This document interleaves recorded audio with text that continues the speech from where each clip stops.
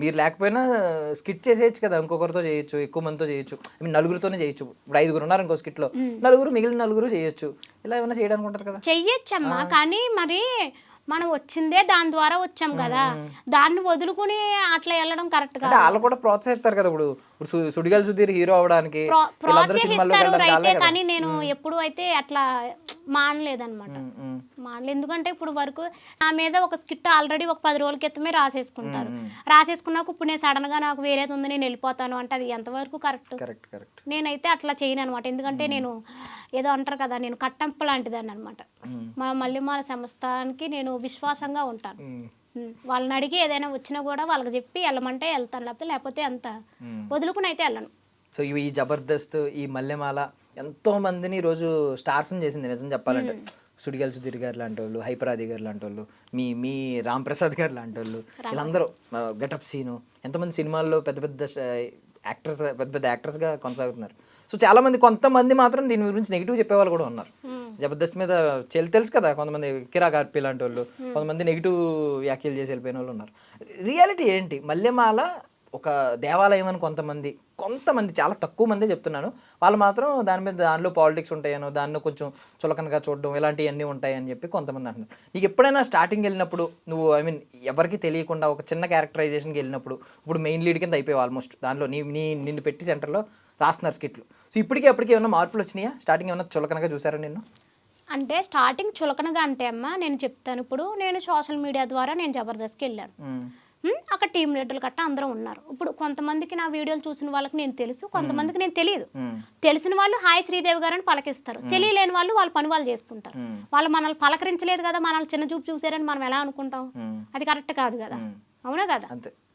మనం జూనియర్స్ కొత్తగా వెళ్ళాము అందులోకి, అందరూ వచ్చి నీతోటి ఆ శ్రీదేవికి వచ్చిన ఎవరు భజన చెయ్యరు కదా మనకి. వాళ్ళ వర్క్స్ వాళ్ళకుంటే వాళ్ళకు ఉంటాయి, కొంచెం అలవాటు అయ్యే కొలది మనకి అందరూ పరిచయం అవుతారు.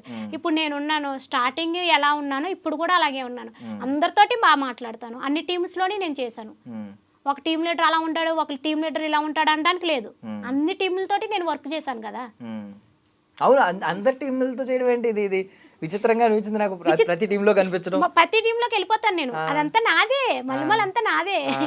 ఇప్పుడు చేసేవాళ్ళు, ఈ స్కిట్లు చేసేటోళ్ళు ఇప్పుడు కొంతమంది ఎలా ఉన్నారంటే, ఎట్లా ఉంటారంటే సపోజు భాస్కర్ గారు అండ్ ఫైమా, నరేష్, వీళ్ళ కాంబినేషన్ ఒకటి, వీళ్ళు ముగ్గురిది ఒక కనెక్ట్ అయిపోయారు జనాలు, ఆల్రెడీ కనెక్ట్ అయ్యారు కాబట్టి వాళ్ళు ముగ్గురు చేస్తేనే చూడడానికి కూడా మనకి ఇంట్రెస్ట్గా అనిపిస్తుంది. వాళ్ళు పక్కకి వెళ్ళారు అనుకో అంత అనిపించదు, మళ్ళీ వాళ్ళతో చేస్తే బాగుంది అన్న ఫీల్ వస్తుంది మనకు చూసేటప్పటికి. నా వర్షన్కి ఏంటంటే, నేనేంటంటే నాకు ఏ టీం లీడర్ అన్నా ఓకే, ఏ స్కిట్ అయినా ఓకే, ఎందుకంటే ఏదైనా నేను చేయగలను, నేను చేస్తాను, జనాలు తీసుకుంటారు నన్ను, నేను ఎందులో చేసినా కూడా జనాలు తీసుకుంటారు. అక్క వచ్చింది కదా అని చూస్తారు అనే ఒక ఇది ఉంది. తర్వాత నాకు ఆ టీం లీడర్ కావాలి, ఈ టీం లీడర్లు కావాలి అని నేను ఎవరిని అడగను. ఒక టీం లీడర్ అవ్వాలంటే ఎంతో కష్టపడాలి, వారం రోజుల ముందు స్కిట్ రాసుకోవాలి, ఆ స్కిట్ తీసుకొచ్చి డైరెక్టర్కి చూపించాలి, డైరెక్టర్ గారు ఒప్పుకోవాలి, మళ్ళీ ఒప్పుకోలేదంటే మళ్ళీ వెళ్ళి మళ్ళీ రాసుకురావాలి, బోల్డ్ అంత కష్టపడతారు. నాకేంటంటే ఒక్కసారి ఏదైనా చెప్పారంటే బుర్రలోకి వెళ్ళిపోద్ది చదువుకోపోయినా కూడా. కాబట్టి నాకు ఏ టీం అయినా ఓకే, నేను ఏ స్కిట్ అయినా చేయగలను అనే కాన్ఫిడెంట్ నాకు ఉందన్నమాట, చేస్తాను అట్లా. ఎప్పుడైనా రికార్డింగ్ సెషన్ లో, ఐ మీన్ డైరెక్ట్ లైవ్ వచ్చినప్పుడు, ప్రాక్టీస్ సెషన్ పక్కన పెడితే ఎప్పుడైనా పొరపాట్లు జరిగినాయా? డైలాగ్ మర్చిపోవడం అసలు ఎప్పుడు లేదు. ఎప్పుడైనా అంటే ఈ తడబాట్లు తడబాట్లు అంటే స్టార్టింగ్ ఒక్కసారి ఫస్ట్ లో వచ్చిన కొత్తలో ఒకసారి మర్చిపోయాను. ఏమన్నారు అప్పుడు? ఏం చేశారు? ఎప్పుడేమన్నారు, సెకండ్ టేక్ తీస్తారు అంతే, అట్లా ఏమంటారు అంతే. మళ్ళా అది కూడా టెన్షన్ బాగా, ఫస్ట్ స్కిట్ అనమాట. అప్పుడు భాస్కర్ గారితో చేసినప్పుడు ఫస్ట్ స్కిట్కే కొంచెం ఒకే ఒక డైలాగు కొంచెం అంటే టెన్షన్ వచ్చేసి మాట్లాడడానికి భయం వేసి ఆగాను. బుల్లెట్ భాస్కర్ గారి గురించి ఏదో చెప్పావు కదా, ముక్కు మీద ఉంటది కోపం అని చెప్పి. భాస్కర్ గారికి ముక్కు మీద ఉంటది కోపం, కానీ చాలా మంచి ఆయన, అందరికీ సపోర్ట్ చేయాలనుకుంటారు. ఇప్పటికే ఆయన టీంలో ఎంతమంది కుర్రోళ్ళు ఉంటారు, అందరికీ కూడా డబ్బులు ఇస్తారు. ఆయన ఏదో వచ్చి వెళ్ళిపోయారు కదా అన్నట్టు ఉండరు, కంపల్సరీ అందరికి డబ్బులు ఇస్తారు, బాగా సపోర్ట్ చేస్తారు. స్టార్టింగ్ నుంచి నీకు రెమ్యూనరేషన్ ఉందా? స్టార్టింగ్ నుంచి ఉంది మా, నాకు ట్రావెలింగ్ కట్ట అన్ని స్టార్టింగ్ నుంచే ఉంది. ఇప్పటికే ఐ మీన్ ఇప్పుడు ఇంకా మంచి రెమ్యూనరేషన్ ఇస్తా ఉంటారు. చెప్పొచ్చా, షేర్ చేసుకోవచ్చా రెమ్యూనరేషన్? లేదు, చేసుకోకూడదు. అగ్రిమెంట్లు ఉంటాయా? అగ్రిమెంట్ నేను మల్లెమాలకి నా ప్రాణం పోయేదాకా అగ్రిమెంట్ రాసేసాను. ఇప్పుడు వేరే ఛానల్లో చేయడానికి ఉంటుందా వెళ్తే? మల్లెమాలకి ఏమో మా నాకు అసలు ఎప్పుడు ఆలోచన రాలేదు అసలు. నార్మల్ గా వేరే ఛానల్లో ఈవెంట్స్ కి వేటికి పిలుస్తున్నారంటే మీ అగ్రిమెంట్ లో వెళ్ళొచ్చు అని ఉంటుందా? లేదు వెళ్ళొచ్చు కొన్ని ఉంటాయి కదా రెగ్యులేషన్స్. వెళ్ళొచ్చు అనుకుంటా. ఇప్పుడు నేను ఈ ఛానల్ పని చేస్తుంటే వేరే ఛానల్లో చేయడానికి ఉండదు, ఫుల్ టైం కాబట్టి. లైక్ అలా ఏమన్నా ఉంటుందా?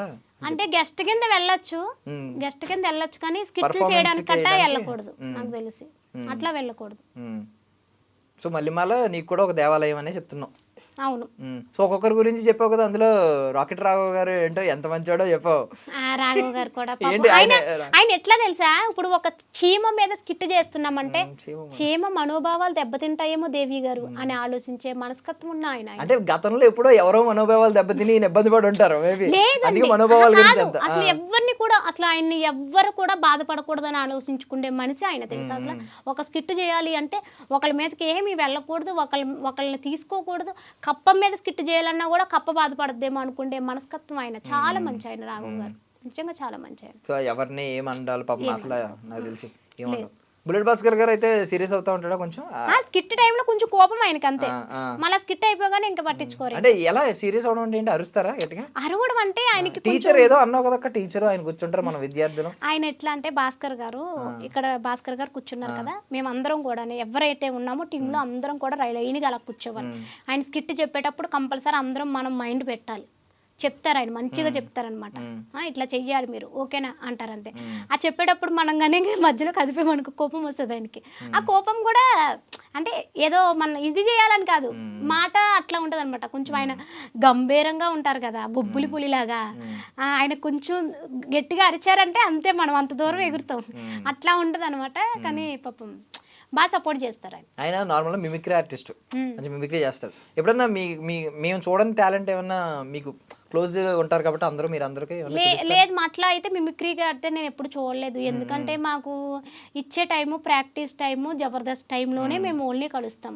ప్రాక్టీస్కి వెళ్ళాం అనుకో, ఆ రోజు మార్నింగ్ వెళ్తామా 2 స్కిట్లు ప్రాక్టీస్ చేస్తాం ఈవినింగ్ వరకు. మేము స్కిట్ గురించే మాట్లాడుకుంటారు తప్ప అందరూ ఇంక వేరే విషయాలు మాట్లాడుకోవడానికి కూడా టైం ఉండదు. ఫస్ట్ ఏ స్కిట్ రాసుకుందామా, ఆ డైలాగ్ తినికిద్దామా, ఈ డైలాగ్ తినికిద్దామని ఈ విషయమే మాట్లాడుకుంటారు తప్ప ఇంకా వేరే వాళ్ళ టాలెంట్ ఏంటి అనేది మనకు తెలియదు. మన టాలెంట్ ఏం చూపించడానికి ఇంకేం ఉండదు ఇంకా అక్కడ. ఇంకా షూటింగ్ టైంలో కూడా లేడీస్ రూమ్స్ అన్ని వే పక్కన ఉంటాయి, బాయ్స్ వే పక్కన ఉంటాయి, టీమ్ లీడర్ వేరు ఉంటాయి. ఇంకా అప్పుడు కూడా మాకేం మాట్లాడుకోవడానికి ఏం టైం ఉండదు. ఓకే, ఓన్లీ ప్రాక్టీస్ సెషన్ లో కలుస్తారు.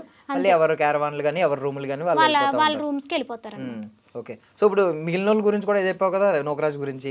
నోకరాజ్ తమ్ముడు కూడా బాగా చేస్తాడు స్కిట్లు. మనోడు మంచి టాలెంట్, మొత్తం నోరంతా అరుగుపోయేలా చేస్తాడు. అసలు ప్రాక్టీస్ చేపించేటప్పుడు కూడా నుంచుని చేస్తాడు, అసలు గొంతుకు పోతుంది స్కిట్లు అయ్యేటప్పుడు. బాగా ప్రాక్టీస్ చేస్తాడు, బాగా వర్కహాలిక్ అంటే బాగా పని బాగా చేస్తాడు, బాగా చేస్తాడు వర్క్ బాగా చేస్తాడు. ఆ గొంతుకంతా పోగొట్టుకుంటాడు. నేను తమ్ముడు అంట బాగా. ప్రవీణ్ కూడా తమ్ముడు అని పిలుస్తాడు. ప్రవీణ్ గాని క్లోజ్ ఉంటాం అందరం బాగా. ఫైమా గాని అందరూ క్లోజ్ ఉంటాం. ఎవరు నీకు బాగా క్లోజ్? ఎవరు మొత్తం బాగా క్లోజ్ అంటే ఫైమా అండ్ శాంతి స్వరూపు.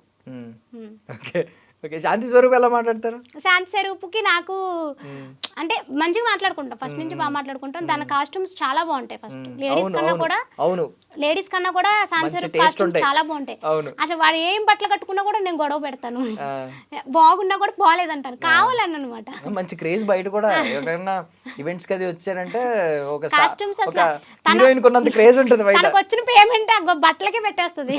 మంచి మంచి కాస్ట్యూమ్స్ మంచి కాస్ట్యూమ్స్ వేస్తుంది. ఆ కాస్ట్యూమ్స్ మనకు కూడా దొరకవు, ఆడవాళ్ళకు కూడా. సారీ మనకంటున్నారే మొగుడు కదా, ఆడవాళ్ళకు కూడా దొరకవు. కాస్ట్యూమ్స్ బాగా ప్లాన్ చేస్తుంది. సో ఎప్పుడన్నా షాపింగ్ కి అడిగావా? మరి షాపింగ్ వెళ్దాం ఇద్దరం కలిసి, ఎలా సెలెక్ట్ చేస్తాడు ఏంటో తెలుస్తుంది. లేదు, కుదరలేదు, నేను ఎప్పుడు వెళ్ళలేదు మా.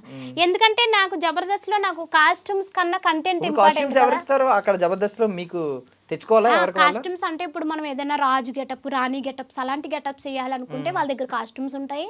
అలానే నార్మల్ సారీస్ ఏమైనా కావాలన్నా కూడా వాళ్ళే ఇస్తారు అక్కడ. లేదు మనకేమైనా మనం కాస్ట్యూమ్స్ మనం తెచ్చుకోవాలి అనుకుంటే మన కాస్ట్యూమ్స్ కట్టుకోవచ్చు. అక్కడే టిచ్చింగ్ చేసే వాళ్ళు ఉంటారు, మేకప్ చేసే వాళ్ళు అప్పటికప్పుడు టిచ్చింగ్ చేస్తారు, అన్ని ఉంటాయి అక్కడే ఉంటాయి. మనకి ఏదైనా కాస్ట్యూమ్ నచ్చింది అనుకో అక్కడ అడిగి తీసుకెళ్ళిపోవచ్చా? అట్లాంటివి అయితే మేము ఎప్పుడు చేయలేదు, అలాంటివి అయితే ఎప్పుడు చేయలేదు. ఏం తీసుకెళ్ళలేదా? సెట్ ప్రాపర్టీ గానీ అట్లా ఎప్పుడు అసలు లేదు. మాది అయిపోగానే పట్టుకెళ్ళి వాళ్ళకి అప్పు చెప్పేసి అంతే. నీకు నచ్చిన కాస్ట్యూమ్ ఏంటి వాళ్ళు ఇచ్చిన అన్నిట్లో? నాకు కొన్ని గెటప్స్ ఇట్లా అదే అతిలోక సుందరి గెటప్ వేసాను కదా, అది కానీ తర్వాత అది బాగా ఇష్టమైన గెటప్ చాలా. నాకు గెటప్స్ అంటే చాలా ఇష్టం. బావగారే ఉన్నారు ఆ అతిలోక సుందరి గెటప్ చూసి. ఎందుకు లేదే కావాలని అడుగుతున్నా. ఏముంది అంటే ఏదో అనుంటారు కదా ఇంట్లో కమెంట్. వేసుకున్నాక తర్వాత ఆ స్కిట్ అయిపోయాక తర్వాత భయం వేసింది నాకు, శ్రీదేవి గారు ఫ్యాన్స్ వచ్చి నన్ను కొడతారేమో చాలా భయపడ్డాను నేను. ఏమన్నా ఒక కమెంట్ అన్నా అలాగే లేదు అసలు అందరూ బాగా సపోర్ట్ చేశారు అబ్బా, థ్యాంక్ యూ నిజంగానే చాలా బాగా సపోర్ట్ చేశారు. నాకు ఫస్ట్ భయం వేసింది, అమ్మో నన్ను తిడతారేమో అని ఫస్ట్ నేను స్కిట్ చేసినప్పుడు భయపడ్డాను. తర్వాత మళ్ళా ఓకే అని చేసా కదా, మంచిగా వెళ్ళింది అది.